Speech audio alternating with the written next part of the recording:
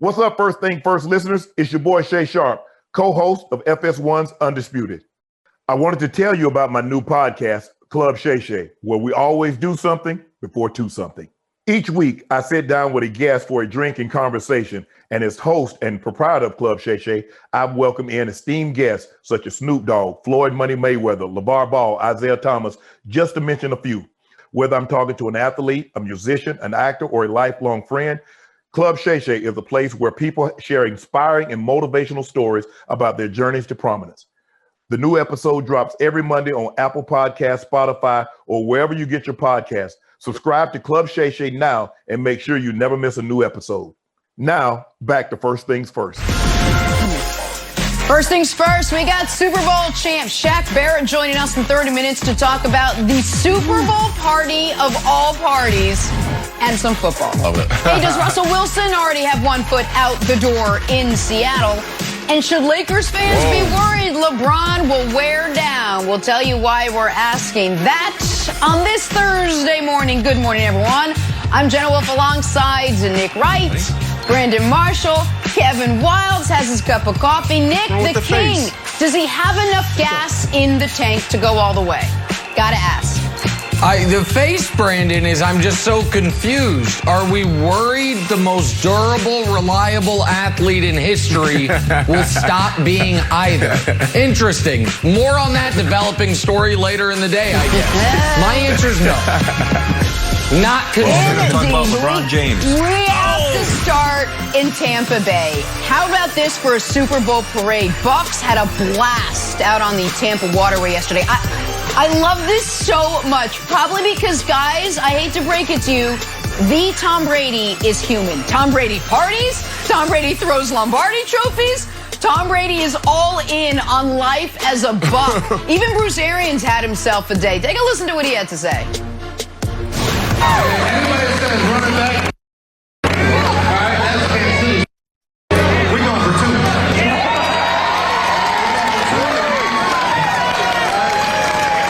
We're going to keep this band together, and they know how to win, all right?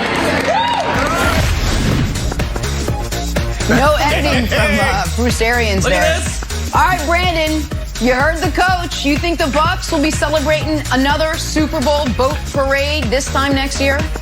Boom. First, I love Bruce. I love this team. I love how they're celebrating. It's incredibly hard to go back to the Super Bowl and repeat. Only 8 teams have done it. One of them was Tom Brady's Patriots teams. 6 teams made it back, Wiles. Did you know that? 6 teams made it back and didn't make it. One of those teams were the Kansas City Chiefs, our buddy Nick Wright's team. Look, it's hard to do it, but they're going to do it. They're running it back. It's going to be a repeat, and this is how they can get it done. This is what they need to do. First off, you got to bring back Shaq Barrett. You got to keep that defense intact. If you're doubling him, then you're singling up JPP. If you're doubling JPP, then you're singling up Shaq Barrett. So this is the strength of this team, not the defense, this team. So make sure you bring him back. Bring back either AB or Godwin. You got to have a solution on the other side of Mike Evans. And last, Gronkowski. He is great for the chemistry. He's great for the locker room. That's a guy that you want to bring back, not because of his production, but because of who he is and what he means to that locker room. If you do those things and build off the chemistry that you created during the season, you're going to be right where you need to be. And they're going to be talking about repeat, Nick. Okay. Can we pump the brakes on the boat just a bit? Like, listen, Brandon, to your credit, you had been saying for a couple of months you wanted to see who was going to be the next, what was it, 05 Pittsburgh Steelers? And that you thought the Bucs could be that team. Yeah. You know what team we never talk about?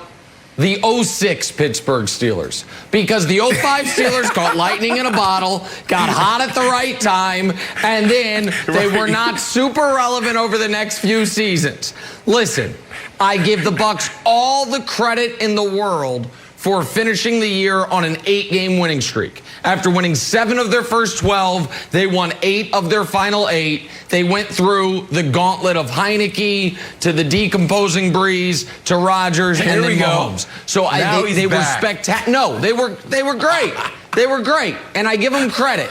They won 3 road playoff games and then the first ever home Super Bowl, which probably should have been moved because it was an obvious competitive advantage, but whatever, you couldn't do that. Nobody would have anticipated that the Bucs were going to make the Super Bowl. But they're not going back-to-back.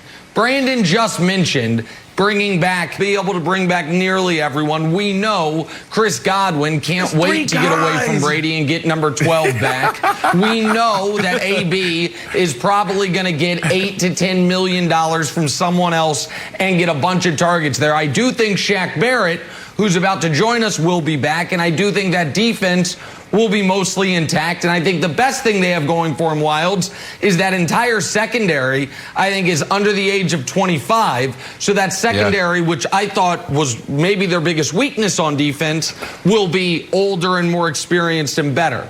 But over the course of the season, this was not the best team in football. They were the best team in football in the most important part of the season, and that's why they're champions. But picking them today to repeat as champions is 3 bridges too far, and I respect Brandon's temerity to do it, but I'm not going out there with it. No, I hear you, Nick. And for me, you know, the parade felt like there was a lot of joy. But at the same time, there was a little sadness to it. And you know why, Nick? Because it reminded me of parades of yesteryear. And I'm not talking about my Patriots. I'm talking about the lovely streets of Kansas City where we saw Travis Kelce in his Louis Vuitton coat. You know, this hurt my feelings, Nick. Empathetic for you and how you feel. And I was like, Dusty, surely, you know, the Chiefs can do it again. And Dusty's like, no, Wilds, I'm sorry. Like, we got to pull up the graphic about the Super Bowl hangover. Because remember, Nick, I was talking about, hey, Super Bowl hangover. And you would angrily tell me, like, that's not about the winning team. It's about the losing team. And I would say, I know, but I like to make fun of you about it. But now here we are. Yeah. The Chiefs. I love it. The Chiefs are the ones with the ice pack on their neck. Would they like, hey, can I get another Gatorade? Can you bring a Gatorade to me? I'll be up at noon. The old Super Bowl hangover, Nick. Here it is. I know you're a big statistics guy, so tell me if you see any flaw on that graphic. We can fire Dusty if you do, but I think it's accurate. No, We've checked it a few times. Okay, well, you maybe check it again. And maybe instead of asking Dusty, ask one of your many wildly annoying Patriot fan friends if there's an instance in recent memory, what has occurred more recently? The champion repeat or the loser of the Super Bowl go back and win? Well, let's think. The last time the champion repeated was 2003, 2004. Brandon Marshall just told us. When's the last time the loser of the Super Bowl went back the following year and won? Oh, wait, your stupid Patriots. After they lost to the Eagles and went back the next year and beat the Rams. That was all the way back in 2018. So, yeah, that's the flaw. The flaw is it just all the way back. And the idea. all right. All the way back 3 years ago. All the way back, Wilds. Can we just stay in the good times, the Bucs? Do it. Can we just celebrate and remain in the moment? This was so fun to watch. I love this so much. I watched the trophy toss 35 times. I had FOMO watching these guys celebrate on the water. Forget next year for a second. Wilds, give me your Super Bowl parade MVP because there are a plethora of options to choose from. Great call. Yes, I've got 3 Super Bowl MVPs. The 3rd place award goes to Devin White and Dream. This is a different type of celebration. This is a celebration just for him. He's like, hey, Bucs GM, can me and Dream get that victory lap with the trophy around the stadium before we hit the road? GM's like, sure, here you go. There's Dream, Devin White's new horse. Take a lap. This is why I like this specific celebration. It's one thing to be surrounded by thousands of people, but this is just a celebration for Devin White and Dream. Also, bonus take, he's wearing a T-shirt with a picture of himself. Runner up. Oh, my goodness. Siri, show me how I should be living my life full of enthusiasm and joy on God's green earth. Oh, here it is. Let me show you Gronk dancing. Free bonus take here, too. Hey, if you own a shirt company, maybe Untuck It, J.R. Smith, Matthew McConaughey, and Gronk. Hey, we know when we're wearing shirts, we like to, this is the best shirt you can wear to have fun in. The tagline needs a little bit of work. And look at this. Oh, the king stays the king. Nick, it's one thing to celebrate. It's another level to celebrate while mocking your opponent. Here's what's happening. Antoine Winfield Jr., Nick, I think has taken this from Tyreek Hill and made it his celebration. The taunting penalty, now break love. You made it a hot line. I made it a hot song. This is now an insult. Tyreek can do it no more. This is Antoine Winfield. You lost the Super Bowl. Cheetah. And Tyreek lost. It's over, Cheetah. It's gone. It's gone. Well, that's right. Other players can do it too. You're Wilds is absolutely right, Brandon, because Antoine Winfield Jr. was the first person to do the peace sign as a taunt. Tyreek Hill was doing it as peace be upon you, as you're taught in Catholic school growing up. Antoine Winfield Jr. has perverted it in a way Antoine Winfield Sr. never would. All right. The way he never would. We're going to have more. We'll have much more on that. Shaq Barrett is going to join us, so he'll tell us what that peace sign was all about. We got to turn, though, our attention to the saga in Seattle, where Russell Wilson might be on his way out of town. This is First Things First, guys. Hey, First Things First listeners. I wanted to tell you about our brand new Fox Sports app and website, foxsports.com, reimagined for the modern sports fan. Go ahead, download the new app right now. You don't even have to pause this episode. Every day on the new app and website, you'll see the top stories in sports. Plus, a rich world of written content, videos, social media, and analytics to give you a 360-degree view of the most important stories of the day. Streaming live TV has never been so easy or elegant. Every Fox Sports game, including all pregame and postgame shows, as well as the televised version of this show, just a click away. For the extra invested fan, we also go deep with real-time wagering lines, trending prop bets, win probability, and key player projections. So download the new Fox Sports app or visit www.foxsports.com. Moving on now. All right, guys, earlier in the week, you remember Brandon dropped this on us. Russell Wilson might want out of Seattle. It's crazy since Russell Wilson is Seattle, but now there's a report from Dan Patrick saying the Seahawks, they're not happy with the way Russ is handling all this, and they use that dreaded word, we hate this word, unsustainable for the situation in Seattle. Brandon, this feels like it's going to get worse before it gets better, like my hair every morning. Is the relationship, Brandon, between Russ and the Seahawks sustainable? Well, first, this isn't about Russell Wilson. This is about Pete Carroll. Going back to the Dan Patrick interview, that was scheduled a week prior from the NFL and the Seahawks because of the Walter Payton Man of the Year award. So it was like the perfect storm for that guy to go out there and be asked those questions. He had like 30-something interviews already set up. So what is the man supposed to do? He's going to be honest now because of what you guys haven't done. This is about Pete Carroll, not Russell Wilson. I love Pete Carroll. I love the Seattle Seahawks organization. I love John Snyder. Going back to their first year in Seattle, and when I was leaving the Denver Broncos, Pete Carroll called me. He said, "Brandon, I want you to come help me build this franchise." I flew out there. They put me on the scene, playing Misha and I. We flew around the stadium. They had our name up there, and then we sat down. He said, "I want you to come," and I didn't do it. I ended up going to Miami. It was a big mistake for me. But fast forward to my last cup of tea. My last cup of tea was with these guys. Absolutely love Pete. Love the way he leads. We talk about Bill Belichick all the time, but when you talk about great leaders, Pete Carroll stands right there next to Bill Belichick. It's like, pick which one do you want. I love Tell the Truth Mondays, where he gives everybody the opportunity to stand in front of the team and say, "This is my complaint," so everybody can come together and then move forward together. I love when the energy he brings out to practice every single day. But with that being said, I do not like his stubbornness. I do not like that his inability to adapt. Like, we know who you are, but now you have to evolve. We know you want to play defense and play defense the way you've done it for a very long time. It worked.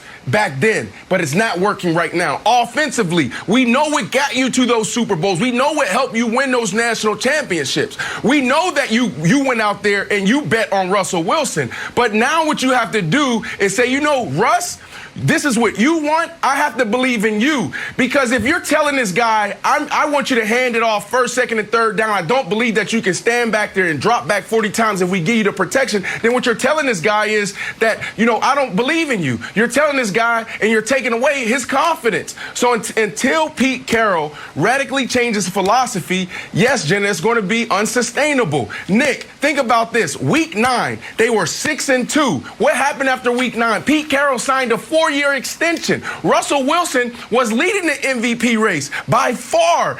His defense was on pace to be the NFL's worst defense ever. So some would say, who was behind that extension? Russell Wilson. So now you're telling us, oh, well, you can get me the extension, but I'm not willing to bet on you and give you what you need to lead this team and give you the keys to the franchise. It makes no sense to me. So we got a real problem here, is what it sounds like. And one that, to Brandon's credit, Brandon was talking about a month ago, but Russell Wilson wasn't talking to anybody publicly. So it didn't pick up steam until Russell talked to the media, Russell talked to Dan Patrick, and then Dan Patrick furthered the story yesterday with his own reporting, which confirmed some of the stuff Brandon had been saying a few weeks ago. What it sounds to me like you have in Seattle right now, Brandon, to use a messy metaphor, you have like a gorgeous $5 million alpine skiing lodge and nice. a Lamborghini. Those two things are awesome independently, but they don't really go great together. Like, it's like, well, I can't get my Lamborghini up to the lodge, and once I get there, it's all mountain and snowy. Can't really drive it. So, like, I'd like them both, but together they don't work. So folks will say, wait, but they did work. But that was when the Lamborghini was an ATV. That was when the Lamborghini was a young Russell Wilson, who was still brilliant and clutch and special, but not yet a fully formed MVP candidate. And that was when you did have the great defense. And so I think all of a sudden, this is becoming a story that was, or a problem that was like on a simmer, and it is quickly, Wilds, being turned up to a boil, and the lid's about to pop off. Because I don't think Pete Carroll is in the business of changing at near age 70, and Russell Wilson seems to be in the business of talking more in his mid-30s than we've ever heard before. So I don't know what the solve here is for Seattle. Well, I think that Russ is trying to solve it via public pressure, right? So, Brandon, this seems like, because it's been so public, it is a breakdown of a private conversation. So I'll give you a quick example. If you were like, after this, you're like, Wild, stop wearing lapel pins. That's my thing. And I'm like, no, I'm not going to. And then another time you send me a text like, yo, chill with the lapel pins. I'm like, no. And then if I see on a report, I'm having fun on the show, hey, but Wild should get rid of those stupid lapel pins. The next day, it would be, gone. And I'd be like, oh, okay, if Brandon's serious about it, it's going to embarrass me publicly, then it's gone. So the fact that this is playing out, Brandon, I know you're saying he's such a great leader. It's if he wants either more power, he wants the protection, or if he wants to change the philosophy, it feels like since this private conversations has broken down, like, all right, I got one more, lever to pull, and that's public pressure. And it seems a little more complicated. It seems like an outgrowth of like Keyshawn Johnson, like, throw me the darn ball. It's like, okay, hey. And then the next game, like, hey, you should probably throw Keyshawn the ball more. And it seems like Russ is doing sort of that at sort of a higher level. Yeah, well, first, I don't think it has anything to do with power with Russ. I played with the guy. I trained with the guy. He's a phenomenal leader. Going in, there was there's always a question mark when these guys always say the right things and do the right things. Like, man, who is this dude? Is he all about building his brand? And what is he trying to sell us? But when you meet Russ and you really come into his circle, you really know, like, man, this dude is the real deal. So his intentions only comes down to one thing. He wants to be great. He wants to win a Super Bowl by any means necessary. So when you think about, what you just said, talking about trying to take it to the media and handle this in public. Well, first, that's not who Russ is. And that's why I led with these things were already scheduled. Because of the Man of the Year award, the Walter Payton Man of the Year award, the NFL, the Seattle Seahawks set this stuff up a week or two ago. So it was just a perfect storm where Jason Lockenfora is the one that reported this. And then we responded to it. But, I mean, we did start the conversation a couple weeks ago. But what are you supposed to do if you're Russ? Like, right now, players know that they're – go ahead, Nick. No, listen, I have immense respect and admiration for Russ, and I know you know him personally. But I also don't think, and I think this is what Wildes was going to say, that we can just say, well, the interview was scheduled, so he has to say what he said. Russell Wilson has done interviews for a decade and never said anything interesting. He could have absolutely skirted this if he wanted to. He chose to turn the heat up.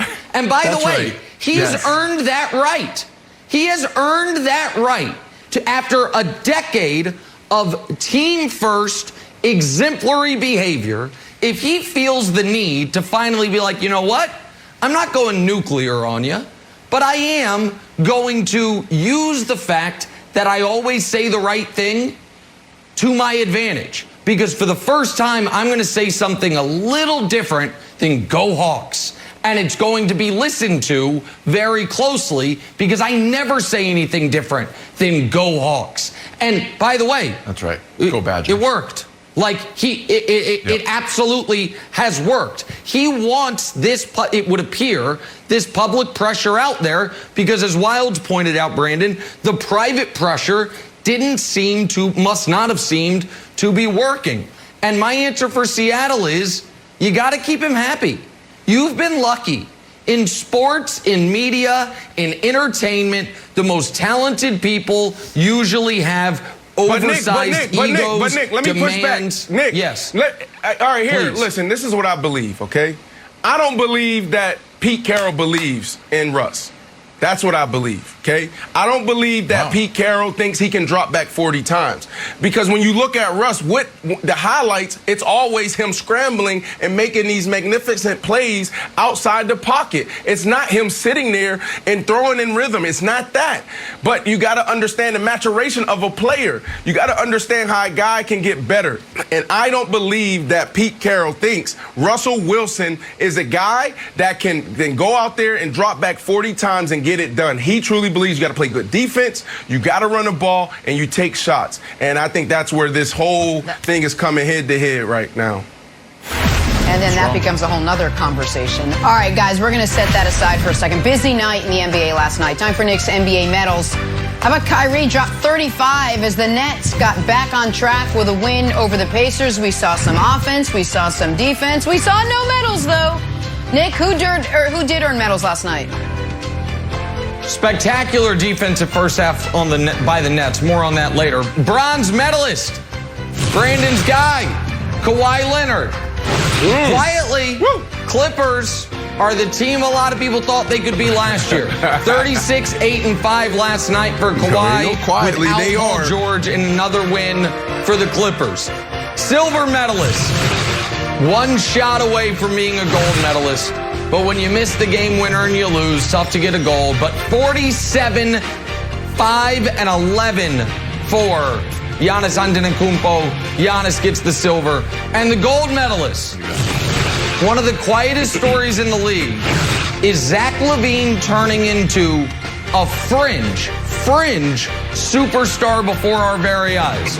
More on this story probably never, but it's something to watch. 46 points, 7 rebounds for Zach LaVine in a win over the Pelicans. There are your medals of last night in the NBA. We probably won't talk about Zach LaVine, but we made He's not a superstar. You're never going to talk about. We have 2 hours show. So, that was great. All right, Wildes, those are your medal winners.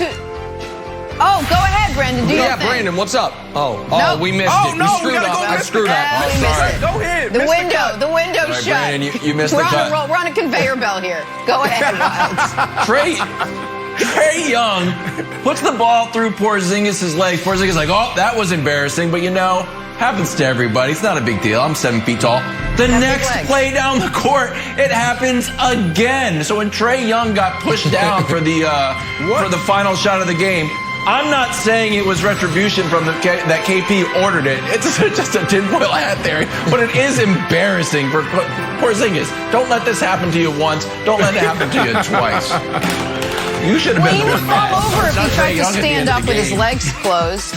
It's a balance thing. Hey, we got Super Bowl champ Shaq Barrett joining the conversation coming up. But first, check this out. Shaq yesterday saying he's coming back to Tampa with one thing on his mind. Right there, hey, we love y'all, man. World champs, Utah world champs. Hey, we coming back to back, though. That's the plan. We coming back next week. Get it done again. Hey, First Things First listeners, it's Charlotte Wilder here to tell you about my new podcast with Mark Titus called the People's Sports Podcast. It comes out every Thursday, and Mark and I take one of the big stories of the week, and then we go off on tangents you never saw coming. This might mean that we start talking about the Dodgers winning the World Series and end up wondering if Knicks fans deserve happiness. Or begin with LeBron's greatness and end up drafting our ultimate beer league softball team made up of old athletes. Whatever it is, the only rule of the show is that it has to be fun and funny, because these days we could all use as many laughs as we can get. So check it out wherever you get your podcasts and come down weird sports rabbit holes with us. We can't wait to have you. Now, back to First Things First. It's the highly anticipated return of the SmackDown savior Seth Rollins. Plus, has Kevin Owens created a detour for Roman Reigns on the road to WrestleMania? It's an all-new Friday Night SmackDown, live at 8 Eastern tomorrow night on Fox. All of that. Back here, First Things First, we're running the fast break with our guy, Chris Broussard. All right, Broussard, your Nets snapping a 3-game slide last night, beat the Pacers. His Nets. Finally played that thing they never play. Right. What's it called? Oh, I know. Defense. They got a little defense. And KD is expected to be back Saturday. Broussard, is this the Nets team you think we're going to see moving forward? The one that finally puts it all together? Well, look, they're going to continue to have some ups and downs. They're about to embark on a tough West Coast trip. They got Golden State, Sacramento, Phoenix. And Sacramento's been playing well lately. Phoenix and then the 2 LA teams. So it could be up and down, and you're going to have to work in KD again. So that's another adjustment. But what it does is show that Nick was spewing balderdash yesterday, hogwash, poppycock. He said they don't even have the capability of being an adequate defensive team. Now, nobody's saying they're going to be the bad boy Pistons. But if you hit the certain baseline as far as athleticism and strength, then at that point, it becomes all about effort, communication, and technique. And they showed last night with the proper communication and effort, they can be an adequate defensive team, which is really all they need to be with that offensive firepower. So, yeah, this is a step in the right direction, no doubt. True. That was uproarious. You know what the Nets are? You ever go to a driving range and you see a guy shank left and right 13 in a row and then hits one perfectly down the middle, and he really believes that's who I am. That guy, not the 13 prior, that guy. And then another dozen go breaking windshields in the parking lot. We saw this from the Nets a month ago. They held the Heat to 85 points, and it's like, oh, wow. Look, when they're locked in, when they're challenged, when their pride is questioned, we're going to see these defensive performances. Then they allowed 120-plus points in every single game they played until last night. Last night, they put it all together defensively for a half of basketball. They allowed 30 first-half points. They allowed 5 points in the final 8 minutes of the first half. Little golf clap. I'm happy for them. No, that's not even close to who they are. No, that's not the way they're going to win games. Brandon, they're not winning games 104-94. They don't even want to win games that way. They want to win games 134-124, and that's not sustainable. But good job last night. I'm happy for them. I'm happy for your Nets, Brandon, even though you don't care because it's not mid-March. But go ahead, Brandon. That's right. That's right. My Nets. You guys cover end of basketball, and I love playing basketball. But the reality is, basketball season doesn't start until mid-March. And I'm going to continue to say that. As a fan of basketball, you know, I really don't lock in until mid-March. I am forced to cover basketball now because I get paid to do it. So a few things that stood out to me last night. Number one is what you said, Chris, is the defense and the effort in particular. When you think about the defense, like, this is a middle-of-the-road type of defense. That's their capacity. And if you give effort, then you have an opportunity. And it was much better effort on the defensive side. The second thing that stood out to me was Landry Shamet and Joe Harris. Joe Harris is having a really good year compared to what he's done in the past. We know who this guy is, and he just seems so confident and so comfortable. And the other guy who I talked about was Landry Shamet. Landry Shamet, it reminds me of Tyler Hero in the bubble. Remember at the beginning, like, this was a dude like taking shots, and we're like, why is he taking shots like that? And he wasn't making them. And then all of a sudden, 20 here, 24, 25 in a 30-point game.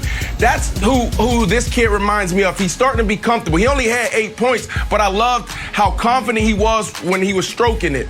And then the last thing is James Harden. We're not praising James Harden enough. He only had 19 points. He's having career lows all over the place. But this dude is sacrificing. For him to be able to sit there at the top, getting his guys in the game, playing defense. I mean, the other night, he was guarding Blake Griffin. So I think we need to talk about him more, because that was a big question. Can he do it? Who's going to be willing to sacrifice? And obviously, it's him. All right, let's move on. How about this? Giannis put up 47 and 11 for the Bucs. Still lost to the Suns despite that line. That's 4 dubs in a row for Phoenix. But Broussard, was last night more about the Bucs' loss or the Suns' win? We know what the Bucs are. Giannis is going to fill up the stat sheet. He's a great all-around player, but they don't have a go-to superstar. Chris Middleton is their go-to guy. He's a go-to all-star, but Giannis isn't that guy, and we saw it last night. Was anybody surprised that he missed that shot at the end of the game? I'm glad they gave him the opportunity, but that's just not where he's at this point in his career yet. It was more about Phoenix. They've won 7 of 8. They've won 4 straight. And what you see is that Devin Booker and Chris Paul are getting comfortable playing with one another. Both of them have been great over the last month after, I wouldn't say a slow start, but just feeling each other out. When you have 2 dominant guards come together and play, it can take you a little bit there. So, look, nobody's mistaking them for a championship contender. But the question is, can they be at the top of that second group with Utah, Denver, behind the 2 LA squads? And they're playing right now like they can, so good for the Phoenix Suns. The weird part about the Bucs is that they're the opposite of the Nets. When it comes down to the end of the game, the Nets have too many people to take the last shot of the game. The Bucs don't have enough. And so Devin Booker after the game was like, yeah, we've actually felt good about it. When it felt more incendiary when you saw the entire context. But he shot it, foul line extended, Nick. And he's a 2-time MVP. You can't give him the ball at the end of the game. I don't remember another MVP since maybe Shaq in 2000, where at the end of the game you actually have to avoid giving him to the ball if he's not posted down low. Yeah, it's Shaq. Shaq's the comp for this, and it's not great for the Bucs, obviously. To me, the bigger story was not Giannis's miss. The bigger story was the point guard that the Bucs acquired this offseason. For this year, they'd have been better off acquiring the point guard that the Suns acquired this offseason. I understand why you want Drew Holiday to grow with Giannis. I get it. He's younger. Giannis signs the extension, and you know he's going to sign it, so you trade for Holiday so they can have a 3-4 year run together. But for this season, if the Bucs had Chris Paul, he would be the guy at the end of games orchestrating. He would be the guy at the end of games taking these shots, and the Bucs would be the massive favorites in the Eastern Conference. That's not shade on Drew, and it's not intentional shade on Giannis. It just speaks to how great Chris Paul is and what he's doing for Phoenix. But if Chris Paul and Drew Holiday were flip-flopped, the Bucs are the overwhelming favorites in the Eastern Conference this year, Jenna. All right, we're going to take a little break, head back to Tampa. Super Bowl champ Shaq Barrett joins us. He's going to talk goats. He's going to talk boats. He might even talk some football. That is next. First things first.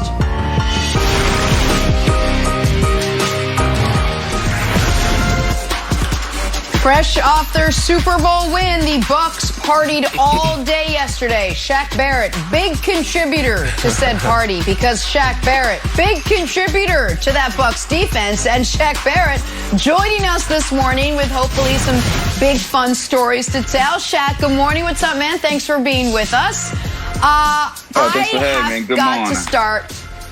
I got to start by asking you about what we saw all day yesterday. It looked like the party of all parties, and of course, that trophy throw from Brady. I was so nervous watching that. Come on, tell me that didn't make you just a little bit nervous if that Lombardi wasn't caught.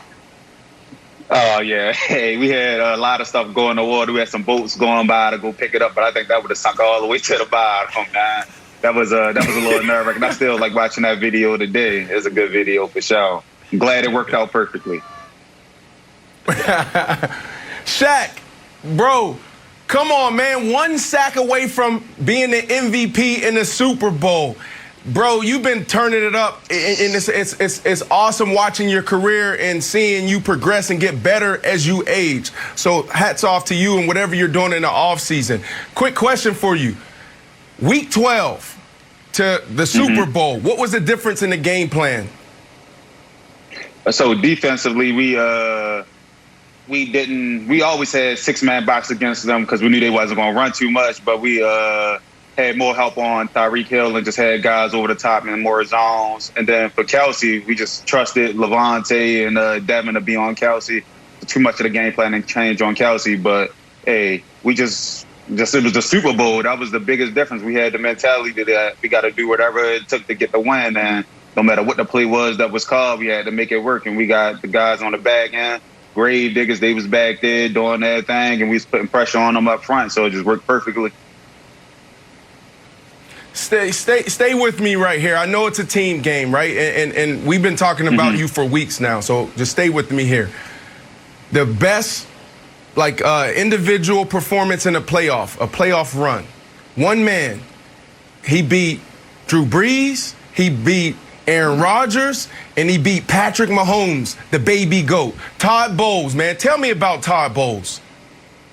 Man, Coach Bowles is the guru behind all of it, man. He know exactly, since day one, he know exactly what was going on with the defense to make us improve and help us improve.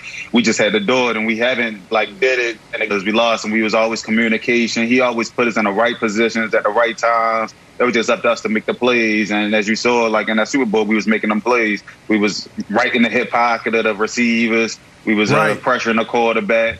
Coach Bowles, man, he did a great job. I'm happy that he's still going to be with us for the hopefully for the foreseeable future. One more year. That's it. So Shaq, listen, I've always liked and respected you. You don't remember this, I'm sure, but I interviewed you a few times when you were with Denver in your first year with Tampa on my radio show. You've been a great guy. And I'd like to say I'm happy for you, but I'm not. One of the best moments of your life is one of the worst moments of mine. And so I don't even really want to talk about the Super Bowl. So I want to ask you something else. I want to ask you a tough question. Better defense, 2015 Broncos, your first ring, or the 2020 Bucs, your most recent ring? Hey, that is a great question. I mean...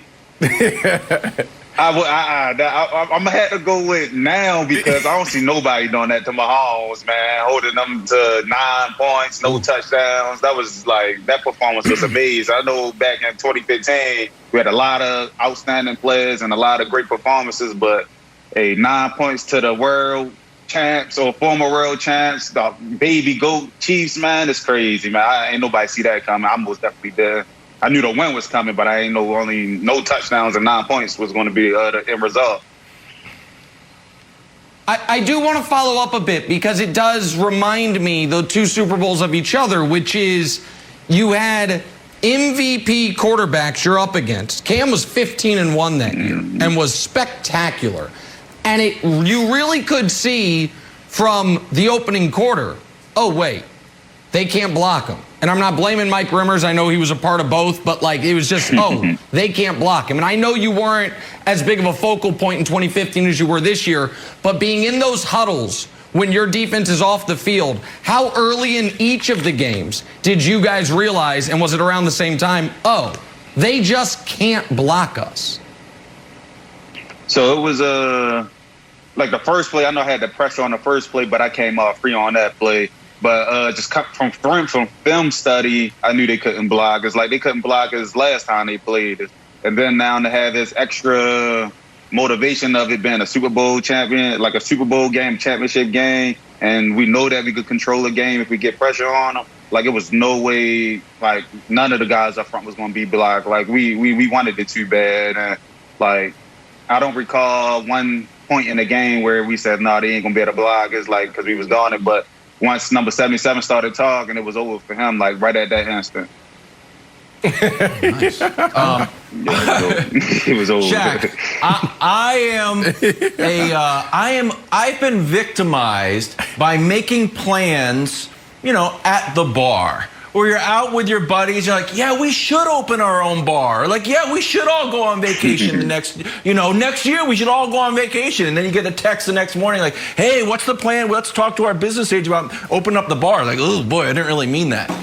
So yesterday, while everyone's celebrating, like, we're bringing everybody back. Everyone's getting a contract. Oh, AB's back and Gronk back and Shaq Barrett's back. Everyone's coming back. Bruce Arians not letting anyone leave. How do you balance the need to look around as a free agent and, do what's best for you and the sort of like, I guess, emotional longing to be with a Super Bowl team? All right. So, it's not necessarily a need to look around. It's just saying what the market would be like to make sure I'm getting like the value that I would go for in the open market. So I think that's the only importance of that. But personally, we want to be down in Tampa. We like it down here. We got faith that both sides gonna be able to get it done.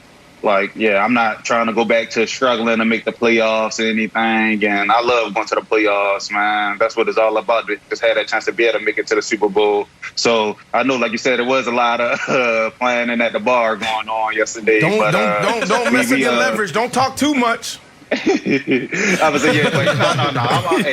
I'm trying to. I haven't been paid. I've been 1 year contract, league minimums all my career until last year and this year. I need to get paid. I most definitely need to get paid. Hey, Shaq, let me ask you a question. I don't know if you've had a chance to sit back and watch the game. I don't know how long, between the game being played and all the euphoria settles down, you actually sit back and go over it in your head. But was there anything that surprised you? I mean, I know you guys believed how good you were, but this is also a Chiefs team that's never out of a game, even if there's a minute left and they're down by 105. But when you look back at how much you dominated that game, now that you've let it settle in, you look back and you say, well, you know what, that actually surprised me. Or Honey Badger going after Brady surprised me. Or was there anything that really stuck out to you that would shock us, that surprised you?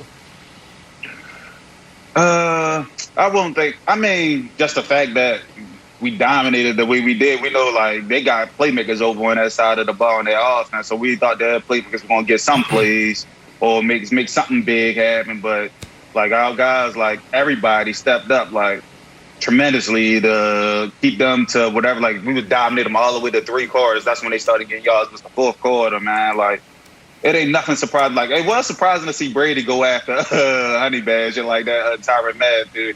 I only saw, I've never seen that side of him before, like, they actually go up to a guy like that. It was cool, man. We know we was ready to rally behind him and do the same thing on defense, get back on the field and start running our mouths and going after that guys on offense.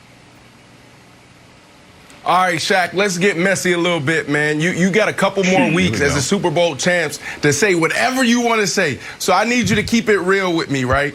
So beginning of this year, we were talking about, and we talked about it every week on the show, who's going to be that 05 Pittsburgh Steelers team that is just middle of the road type team, and then all of a sudden they hit their stride come December, January, and they take off, they win the Super Bowl. We were looking at the Las Vegas Raiders. We were looking at you guys. You guys happen to be that team. But at the beginning of this year, it was messy. How real was the beef between Bruce Arians and Tom Brady? Hey, that beef. Hey, I didn't think it was a beef for real, but I thought that BA was real aggressive with it. I'm looking like, dang, BA, calm down a little bit, man. You going at him a little too hard. Like, we know he's still a human. He gonna make some mistakes, man. He gonna get it together. He know what he gotta do. But yeah, BA was going at his neck for real at the beginning of the year. But Tom took it all in stride, made the changes, like, and yeah, became the Super Bowl champ again. I guess it worked though. It worked. Shaq, I just want to give you a moment, and I know we don't have a ton of time here, but to tell the audience what this means for you. You said 1-year contracts, but the story's much deeper than that. People don't. You went to Boys Town High School. I think Ndamukong Suh talked to you when you were a teenager there, and he was winning the Heisman Trophy. You were undrafted. You've never had a long contract. When you had 20 sacks, you get franchise tagged. To go from where you were, small school, undrafted, tough childhood, to Super Bowl champion and about to really cash in. For you personally, what does this moment mean? Oh, it means everything, man. It literally was God's plan for me. Like, I was ready to sign with Cincinnati last year, but for some reason they like I said, they pulled my offer, had me frustrated. So the Bucs is that kind of a fallback option, man. And like, it just landed me down here, put me in the position I am now to go out there, have 19.5 sacks, and come back and be part of a championship defense. It's just all surreal, man. Like, literally, like, it has to be divine intervention on this. Like, just keep fighting, keep grinding, keep going. You never know how close you are to breaking through. It's a great lesson, Shaq. Hey, before we let you go, tell us a little bit about your 50/50 Foundation. Oh, 50/50 Foundation is something that me and my wife is real passionate about, but it's really her. Like, she came up with everything for it. I just love helping kids. But it's for fostering kids and foster families. We try to give them back some piece of normalcy in their life. We want to open up a little building for where they could come and just hang out, just be kids again, and don't have to worry about maybe having to move in the middle of the night, not having people to play with, not having, like, just feeling uncomfortable about any of that situation. Like, we just want to just fill kids' hearts back, kids' hearts full back, one kid at a time. That's the little slogan we got. Really great. That's awesome, hey, bro. Shaq, Keep congratulations. going, bro. Great job, man. Thanks for hanging out with us. Enjoy your off season. We wish you all the best of luck for next year. We're going to take a quick break. Great job for your Boat parade that Shaq had a big hand in next. You can come on over. You can come on. We got the money. Back here talking Lakers now. Lakers did it again last night. They played the Thunder. Another overtime win, another marathon night for LeBron. This guy is unreal.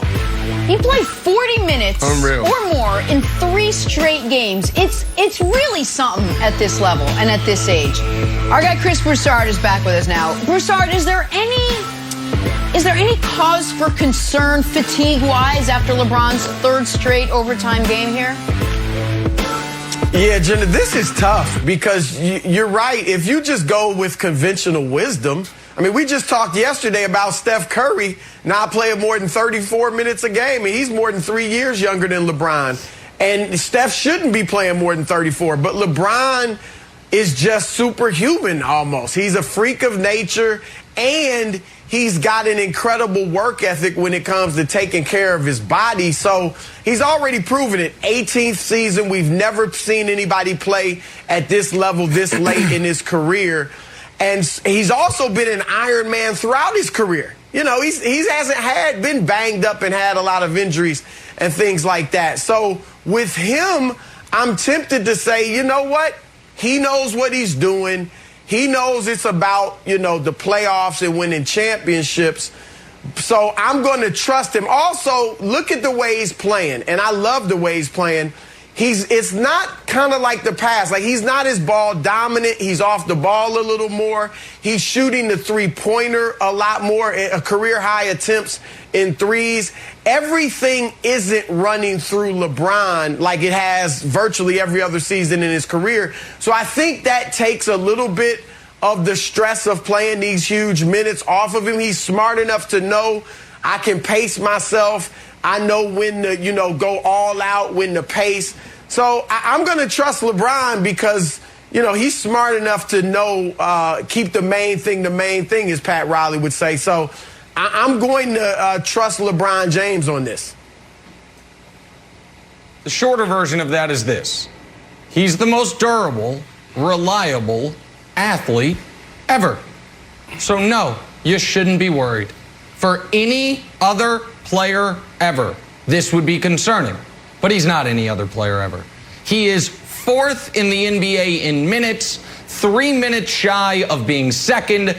All the people above him are 26 or 20 years old. In year 15, he played all 82 games. Last year, he had the shortest offseason of anyone, he and the Heat. And this year, Anthony Davis, his running mate, is dealing with nicks and cuts and bruises and Achilles tendonitis. And LeBron James says, okay, I'll just play every single game. And by the way, unlike some of the criticism of him at the end of his time in Cleveland, I'll also be the most important component of the league's #1 defense. We've never seen any athlete like him. There is no comp. There is no, historically speaking, historically speaking, none of this should be possible. Historically speaking, he should be on the minutes restriction Steph is on. Historically speaking, he shouldn't be anywhere in the vicinity of an MVP conversation at 50,000+ minutes in year 18. But luckily, history has never seen LeBron James before LeBron James. So that's the answer. There would be branding concern for everyone else and for him.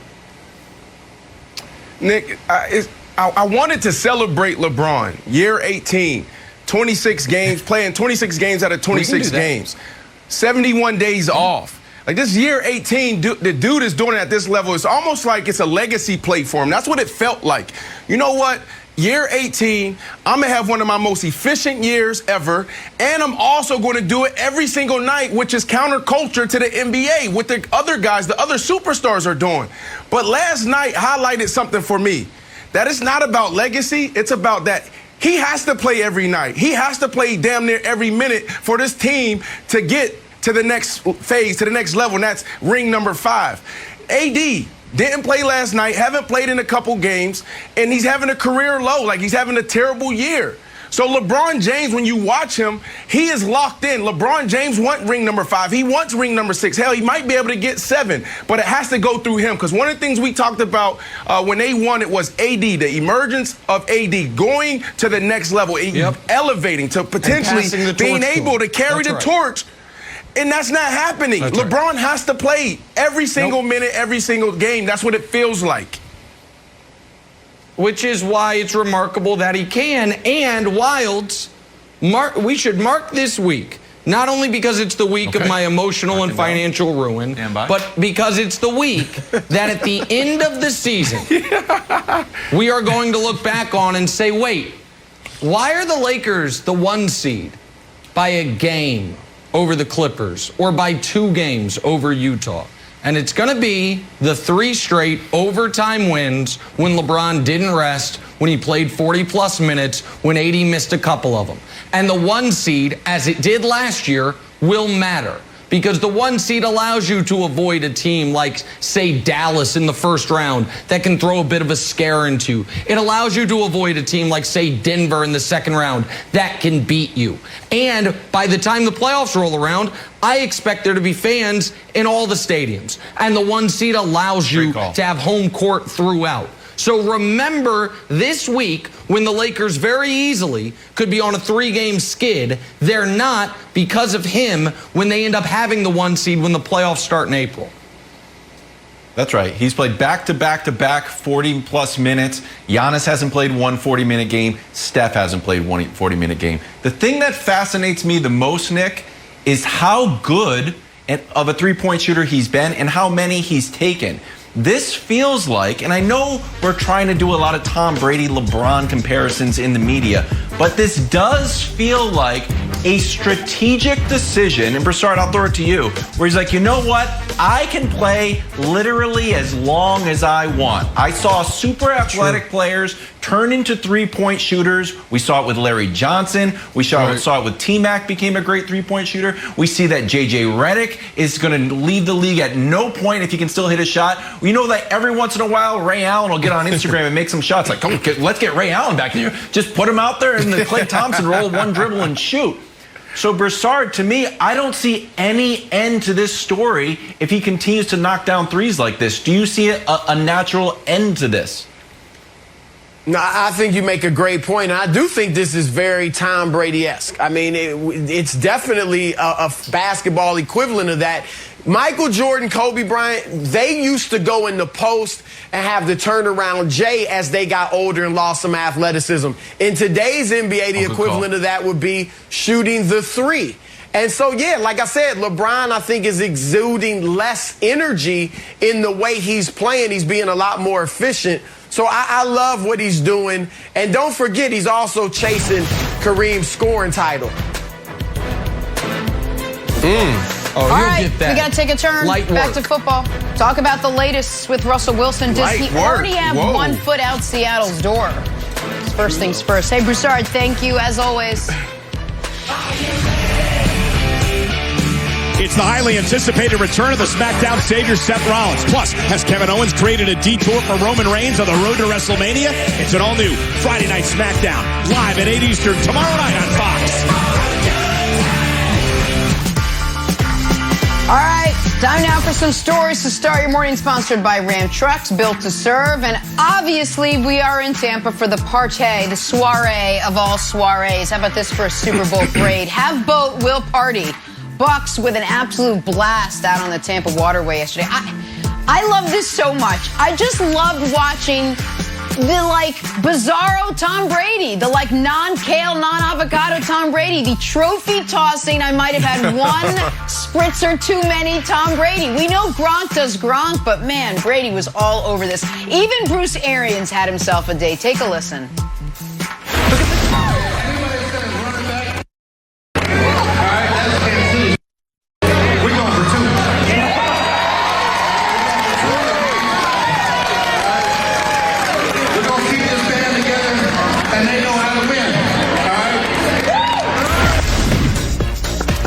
Disclaimer, no trophies were ruined in that perfect pass by Tom Brady. Hey, Brandon, you heard Bruce Arians.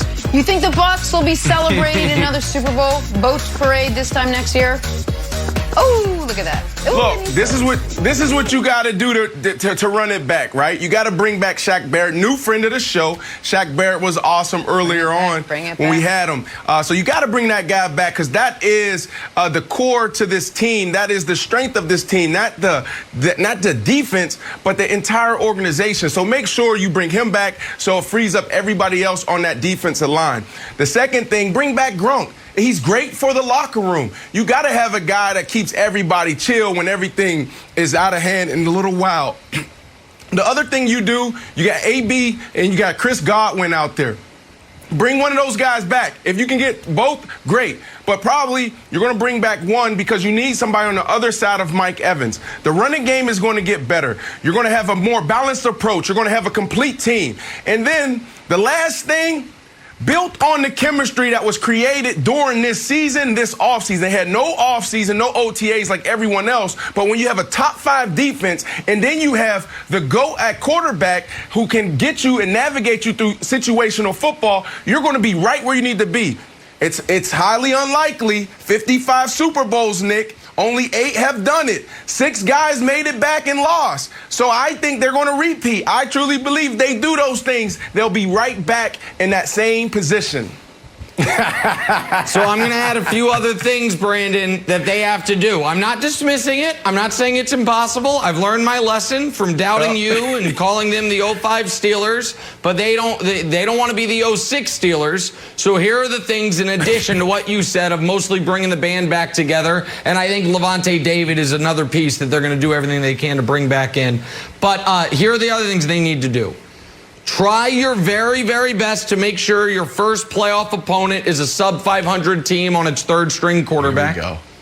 Try your very, very best to make sure your second playoff opponent has its quarterback play the single worst game of his entire career. And now these last 2 ones are tough. Do everything you can to make sure your third-round opponent had just lost their left tackle, All-Pro, future Hall of Famer, and then make sure your fourth-round opponent make sure your fourth-round opponent has also lost its left tackle just weeks before the game to a blown Achilles, former #1 overall pick. So bring all those guys back and then try to make sure you get a Heineke in round 1, a beat-up offensive line in round 3 and round 4. And if Carl Cheffers can be involved, all the better. So you do all those things, you mix them in a pot, and you know what, Wilds? They could repeat. So I'm not going to put it past them. And bonus, see if the NFL can move next year's Super Bowl once again from where it's supposed to be, Los Angeles, back to Tampa. See if you can do that, and your stupid cannons, maybe you can fire them then. You do all those things, and I think they can do it. What? You know what? I know it was a tough day for you yesterday because we thought this was going to be the 1-year anniversary of your parade when we heard that you were going to win multiple Super Bowls, the beginning of your dynasty, and Travis Kelce's got his WWE belt and his beautiful Louis Vuitton coat. And I said, Nick, you should be worried about the Super Bowl hangover. And you said, Wilds, you doofus, you might have good hair, but you got a dumb brain. That Super Bowl hangover is not for the winning team, it's for the losing team. Well, how the turntables have turned, my friend, because now you are the losing team. And when you look at the statistics, here, oh my goodness, only 3 teams on the previous 54 Super Bowls have won the Super Bowl. And I know that the mighty dynasty of Kansas City is unstoppable, and you're used to doing backflips into the end zone. Well, you didn't know backflips. In fact, you got a taunting penalty from Antoine Winfield saying, peace out to your Super Bowl dreams, Tyreek Hill. Are you, my friend, a little bit sour grapes because you're nervous about the oncoming Super Bowl hangover in Kansas City?